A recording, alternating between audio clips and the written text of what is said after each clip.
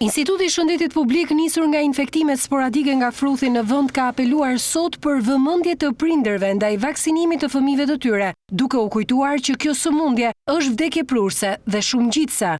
Normalisht, çdo fëmijë i cili mund të infektohet me fruth që nuk është i vaksinuar, pasojat e fruthit janë shumë serioze, mund të çojë dhe deri në vdekje.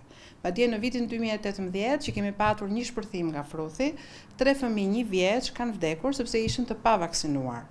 Prindër, vaksinoni fëmijët tuaj në kohë. Doza e parë aplikohet 12 deri në 15 muaj, doza e dytë aplikohet 5 vjeç.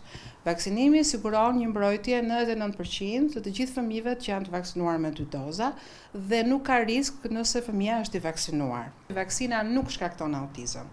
Shumica e prindërve vaksinojnë fëmijët e tyre në kohë sapo bëjnë 1 vjeç. Pjesa tjetër bën një shtyrje deri në 15-16, ndonjëherë vaksinojnë fëmijët e tyre edhe kur mbushin 2 vjeç. Drejtuesja e programit kombëtar të vaksinimit ka bërë me dije se për shkak të skepticizmit të shtuar në radhët e prindërve ndaj vaksinës së fruthit, rubeolës dhe shytave, mbulesa vaksinale me 1 dozë ka rënë në 83% në rang kombëtar, ndërsa me 2 doza në 92%.